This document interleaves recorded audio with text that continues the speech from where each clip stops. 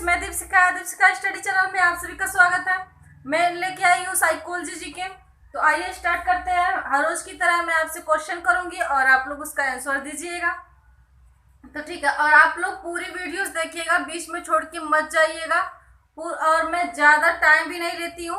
तो आइए स्टार्ट करते हैं। तो पहले क्या कह रही है, राष्ट्रीय शिक्षा नीति 1986 में शिक्षा का निम्नलिखित में से कौन सा स्वरूप वर्णित है। कह रहा है कि राष्ट्रीय शिक्षा नीति, जो राष्ट्रीय शिक्षा नीति होती है 1986 में, शिक्षा का निम्नलिखित में से कौन सा स्वरूप वर्णित है। यानी कि जो ये चारों ऑप्शन दिया हुआ है, इनमें से कौन सा है वो जो इसमें से स्वरूप वर्णित है। तो पहली है 10+2 + 3।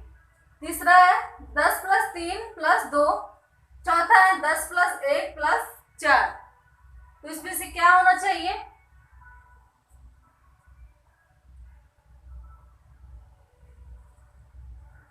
आप लोग थोड़ा सा सोचिए, उसके बाद मैं बता रही हूं।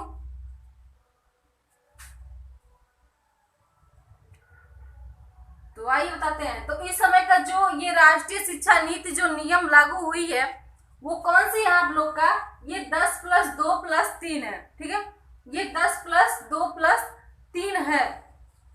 ये बहुत इंपॉर्टेंट है और ये जरूर क्वेश्चन आता है पेपर्स में, और ज्यादातर टीचिंग एग्जाम में आती है। सीटेट रीट में केवीएस में जो भी होती है साइकोलॉजी, तो इसमें ये जरूर आती है। आप लोग ध्यान दीजिएगा इस पे। दूसरा देखते हैं क्या है, विद्यालय के संचालन के लिए आवश्यक है। जो विद्यालय के संचालन है उनके लिए आवश्यक है, क्या आवश्यक है। तो ये ऑप्शन बताते हैं कौन सा है। पहला विद्यालय संगठन, दूसरा है विद्यालय प्रबंध, और तीसरा है विद्यालय प्रशासन, और चौथा है उपरोक्त सभी। इनमें से सभी है। तो आप लोग बताइए, इसे थोड़ा सा सोचिए कि क्या हो सकता है। तो इसमें से आप लोग का होगा विद्यालय के संचालन के लिए आवश्यक है। तो ये जो विद्यालय संगठन है ये भी आवश्यक है। विद्यालय प्रबंधन जो है ये भी आवश्यक है, क्योंकि ये विद्यालय जो प्रबंधन है तो वो तो होना ही चाहिए। और विद्यालय प्रशासन ये भी होना चाहिए। तो क्या दिया है, उपरोक्त सभी। तो इसमें से क्या होगा, उपरोक्त सभी, यानी कि सभी। तीसरा देखते हैं। तीसरा क्या कह रहा है, भारत में राष्ट्रीय शिक्षा का पाठ्यक्रम में समाहित किया गया है। मतलब कि भारत में जो राष्ट्रीय शिक्षा है वो पाठ्यक्रम में समाहित किया गया है। तो किस में समाहित किया गया है।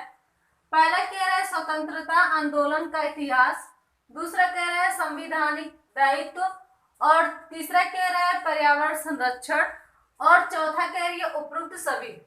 तो इसमें से आप लोग सोच के जवाब दीजिए, फिर मैं बता रही हूँ कि क्या हो सकता है।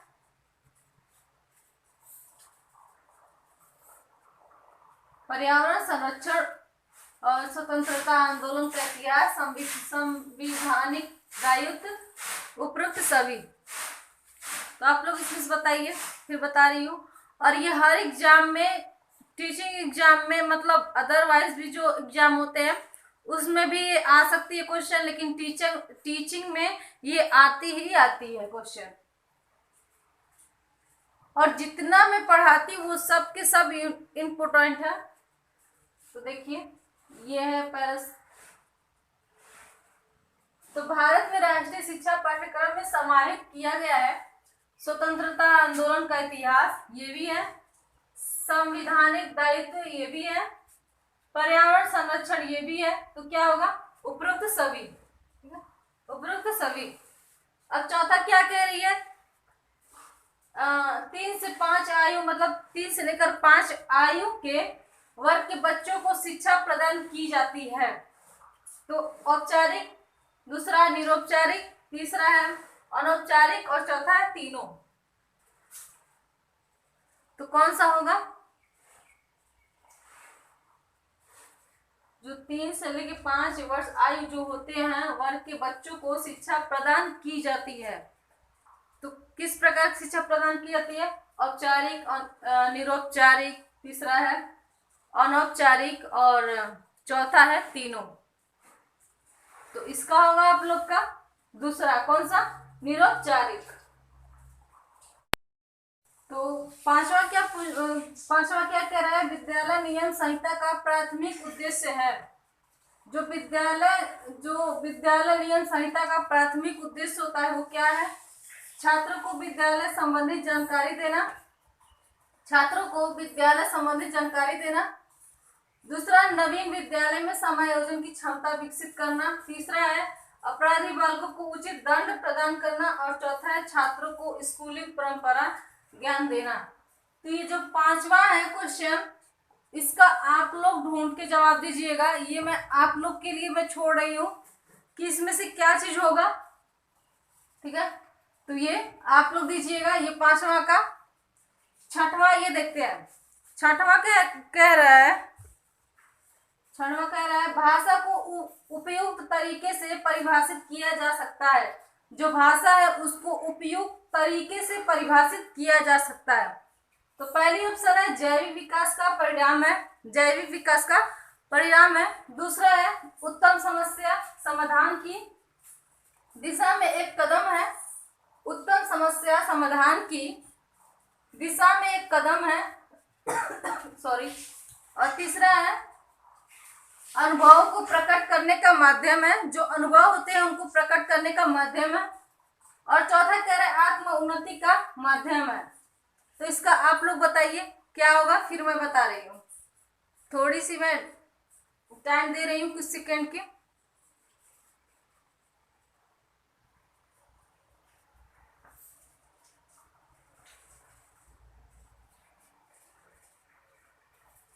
तो आइए बताते हैं।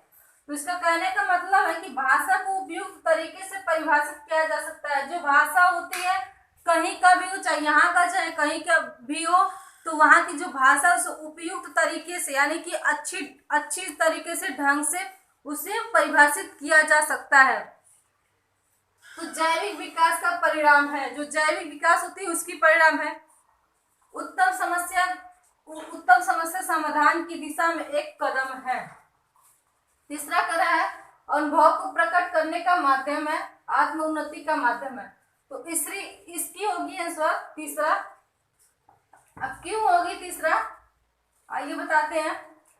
तो अनुभव को प्रकट करने का माध्यम है, जो भाषा होती है कहीं का भी भाषा होके, तो उसमें अगर परिभाषित कर करके और अच्छी, मान लीजिए कोई पर्सन है और वो कहीं पे जा रहा है घूमने और उसको वो भाषा नहीं आ पा रही है वहाँ की, तो अगर कोई दूसरा पर्सन है वहाँ का और उनको परिभाषित करके और अच्छी तरह से बता रहा है, उनको वहाँ का भी ज्ञान है भाषा का और यहाँ का भी है ज्ञान, तो वो बता रहा है तो उनको समझ में आएगी। तो उससे क्या होगा, उससे जो अनुभव प्रकट करने का माध्यम है, उससे जो अनुभव मिलेगी तो उसका वो माध्यम है, ठीक है, उस पर्सन के द्वारा।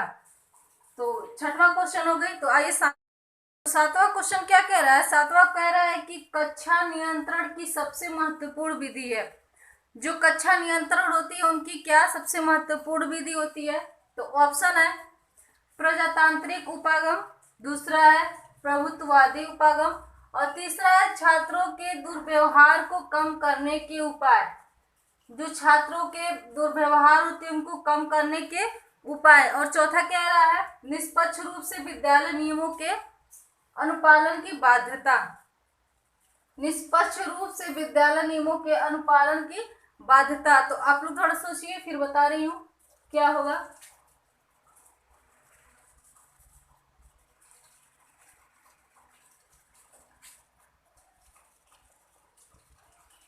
तो ये बताते हैं। तो कक्षा नियंत्रण की सबसे महत्वपूर्ण विधि ये होना चाहिए कि प्रजातांत्रिक उपागम, प्रभुत्ववादी उपागम, छात्रों को दुर्व्यवहार को कम करने के उपाय, निष्पक्ष रूप से विद्यालय नियमों के अनुपालन। तो ये तो नहीं लग रही है, एकदम ऐसी पता चल रही है। जो प्रजातांत्रिक उपागम होते हैं यही सही है, ठीक है, यही सही है, ना ये है ना ये है ना ये, निशान हटा दो, ठीक है, ऐसी पता चल जा रही है। प्रभुत्ववादी उपागम छात्रों को दुर्व्यवहार को कम करने के उपाय, निष्पक्ष रूप से विद्यालय नियमों के अनुपालन की बाध्यता। तो सबसे जो कक्षा के नियंत्रण की सबसे महत्वपूर्ण जो विधि होती है, तो इस पे तो निर्भर नहीं करती है, जो प्रजातांत्रिक उपागम होती है उस पे ज्यादा निर्भर करती है। तो 8वां क्या कह रही है, सामान्य शिक्षा के पाठ्यक्रम के संदर्भ में, सामान्य शिक्षा के पाठ्यक्रम के संदर्भ में निम्नलिखित तर्क दिया जाता है। तो क्या तर्क दिया जाता है, पहला है छात्रों को आवश्यक ज्ञान उचित रूप से दिया जाए, छात्रों को आवश्यक ज्ञान उचित रूप से दिया जाए। दूसरा है छात्रों को उसके चयनित कार्य के लिए तैयार किया जाए। तीसरा है नागरिक और सामाजिक कुशलता प्रशिक्षण दिया जाए। और चौथा है भारतीय सांस्कृतिक धरोहर की ओर उन्मुख किया जाए। तो इसमें से क्या है,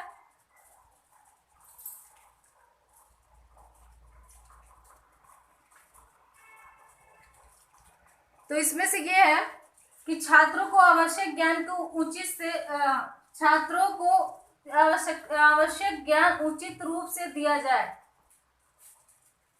सामान्य शिक्षा के पाठ्यक्रम के संदर्भ में निम्नलिखित तर्क दिया जाए। जो सामान्य शिक्षा के पाठ्यक्रम होते हैं तो उनके लिए ये होता है कि जो छात्र को आवश्यक ज्ञान उचित रूप से दिया जाए।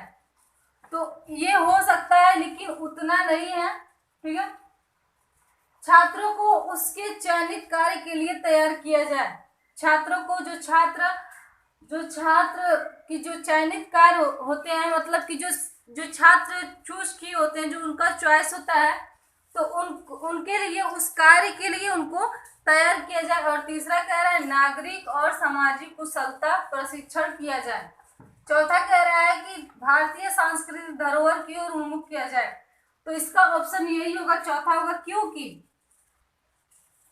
जो भारतीय सांस्कृतिक धरोहर की ओर होता है, मतलब भारतीय जो संस्कृत होता है, मतलब जो पहले की जो धरोहर जो बीत गई है, पहले की जो इतिहास है उसमें की जो है, तो वो भारतीय सांस्कृतिक जो है तो उसकी तरफ बच्चों को जरूर ले जाना चाहिए, उन्मुख कराना चाहिए, इसलिए ताकि जो चीज बीत गई है उनको बच्चे याद कर सके, वो जो इतिहास होती है हमारी उसके वो कभी दब ना पाए और वो हमेशा सबके अंदर हो और उसके बारे में हमेशा चर्चा किया जाए। इसका करने का मतलब यही है। तो जो सांस्कृतिक धरोहर है हमारी, उनको जरूर बच्चों को उसके तरफ जरूर उन्मुख कराना चाहिए, उसके तरफ जरूर लेके जाना चाहिए। तो इसका आंसर यही होगा, सामान्य शिक्षा के पाठ्यक्रम के संदर्भ में निम्नलिखित तर्क दिया जाता है तो भारतीय सांस्कृतिक धरोहर की ओर उन्मुख किया जाए, ठीक है। तो आइए 9वां क्वेश्चन देखते हैं कि 9वां में क्या कह रहा है। कह रहा है कि एक अध्यापक का सबसे महत्वपूर्ण कार्य है। अब एक अध्यापक जो होता है, टीचर होता है, उनका सबसे महत्वपूर्ण कार्य कौन सा होता है, तो देखते हैं। ऑप्शन कह रहा है शिक्षण करना, बी बच्चों का सामाजिक विकास करना, दूसरा कह रहा है बच्चों का सामाजिक विकास करना, और तीसरा कह रहा है बच्चों को अनुशासित करना, और चौथा कह रहा है छात्र संख्या में वृद्धि करना। तो सबसे पहले ये पता चल जा रही है कि ये बच्चों को अनुशासित करना और छात्र संख्या में वृद्धि करना, ये दोनों कट जा रही है। अब ये पहला और दूसरा में से चूज करना है, तो चूज कीजिएगा आप लोग। ये मैं आप लोग के लिए एक और छोड़ रही हूँ, तो एक मैं उधर ही छोड़ी थी और 2 क्वेश्चन मैं आप लोग के लिए छोड़ी हूँ। 8 क्वेश्चन का मैं जवाब दे दूंगी, एक क्वेश्चन और बचा है। तो आइए देखते हैं इसका क्या कह रहे। 10वां का, कक्षा में छात्रों को बैठने का पर्याप्त साधन नहीं है। कक्षा में छात्रों के बैठने का पर्याप्त साधन नहीं है। ऐसी स्थिति में आप, यानी कि कक्षा में बच्चों के बैठने की साधन नहीं है, कुछ भी नहीं है, तो ऐसी स्थिति में आप क्या करेंगे उनके साथ, तो आप छुट्टी के लिए कहेंगे। हम कहेंगे कि आप लोग जाओ, आज छुट्टी है। दूसरा है समायोजन काल प्रयास करेंगे। तीसरा संस्थान प्रबंधन की आलोचना करेंगे। चौथा है प्रधानाचार्य को प्रबंध करने को कहेंगे, ठीक है। तो इसमें से क्या होगी आप लोग थोड़ा बताइए सोच के, उसके बाद मैं बता रही हूँ इसकी करेक्ट आंसर क्या होगी, बताइए आप लोग। और ये लास्ट है, तो देखिए कक्षा में जब छात्रों के बैठने की पर्याप्त साधन नहीं रहेगी तो आप लोग सबसे पहले क्या करेंगे, छुट्टी के लिए कहेंगे। तो आप लोग अगर छुट्टी के लिए कहेंगे, मान लीजिए आज कह देंगे, तो फिर भी तो कल वही समस्या आएगी, तो आप लोग कल भी कह देंगे। तो इससे क्या होगा, इससे बच्चों का तो नुकसान होगा बहुत ज़्यादा, पढ़ तो हो नहीं पाएंगे। तो छुट्टी के लिए कहेंगे ये तो हो नहीं सकता है। समायोजन काल प्रयास करेंगे, यानी कि इसका कहने का मतलब है कि अगर नहीं है उस क्लास में, उस कक्षा में नहीं है बैठने की साधन, तो हम प्रयास करेंगे कि कहीं से भी ला करके और बच्चों को बैठाया जाए। ठीक है, तो इसका यही होगा, इसका यही होगा, समायोजन का प्रयास करेंगे, जहां तक हो सकता है प्रयास करेंगे ताकि बच्चे घर ना जाएं, उनको कोई दिक्कत ना हो कि वो आराम से बैठ के पढ़े। तो ठीक है, आज की 10 क्वेश्चन कंप्लीट होती है और 2 क्वेश्चन मैं आप लोग के लिए छोड़ी थी, उसे आप लोग जरूर बताइएगा कमेंट बॉक्स में कमेंट करके कि इसकी आंसर आप लोग को क्या लग रही है सही। तो ठीक है, लाइक शेयर कमेंट सब्सक्राइब जरूर कीजिएगा मेरे चैनल, मेरी वीडियोस अगर अच्छी लगी तो। और पूरी वीडियोस देखने के लिए बहुत बहुत थैंक यू आप लोग को। तो ठीक है, लाइक शेयर कमेंट जरूर कर दीजिएगा और आप लोग जरूर बताइएगा कि आज की क्वेश्चन आप लोग को कैसी लगी, कौन सी आप लोग को पहले से आ रही थी, कौन सी आप लोग को यहाँ आने के बाद आप लोग को पता चला। तो ठीक है।